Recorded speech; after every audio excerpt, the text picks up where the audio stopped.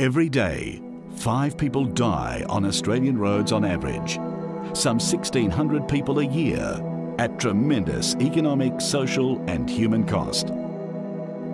It's a figure that is a national tragedy. But this shouldn't be the case. There have been major advances in vehicle safety over the past 10 years. Many Australians are now driving cars which are far more protective of the occupants, and in some cases pedestrians, in the event of a crash or incident. But much more can be done to have the best safety features in all cars. This is where ANCAP, the Australasian New Car Assessment Program, comes in. ANCAP crash tests new vehicles, awards them a star rating for the way they protect occupants and pedestrians from serious injury, and promotes the results to the Australasian motoring public, governments, media and the automotive industry. This information is provided as a star rating out of 5, giving vehicle buyers valuable information before they make a purchase. At ANCAP, we act for the people who use our roads. We want to provide them with credible, comparative safety information when they are considering buying a new car. Recently, similar safety assessment programs for the roads themselves have been introduced to encourage further recognition of the importance of a systems approach to road safety. Safer drivers in safer cars on safer roads. Each vehicle model tested by ANCAP is subject to 3 standard tests. These test vehicles are bought from car dealers, just like other new car buyers. The first test simulates colliding head-on with another vehicle. 40% of the car on the driver's side impacts with a crushable aluminium barrier at 64 kilometres an hour. While this speed is only slightly above the common urban speed limit, it covers more than half of the serious crashes on Australian roads. The side impact test consists of running a 950 kilogram trolley into the driver's side of the test vehicle at 50 kilometres an hour. The trolley has a crushable aluminium face to simulate the front of another vehicle. A pole test can also be conducted at the manufacturer's cost if the vehicle is fitted with head-protecting side airbags. The vehicle impacts a steel pole lined up with the driver's head at 29 kilometres per hour sideways. While this speed does not appear high, the intrusion into the passenger compartment is typically half the width of the driver's seat and would likely result in fatal head injuries without the protection of side airbags or curtains. It is obviously better if you can avoid the crash in the first place, and there is now a range of equipment which can help you do that. Active safety systems, such as ABS, have become common in new cars today. An important innovation is the driver aid known as Electronic Stability Control, or ESC. ESC detects when the tyres are reaching the limits of adhesion due to driver error or when encountering a slippery road and helps to prevent loss of control.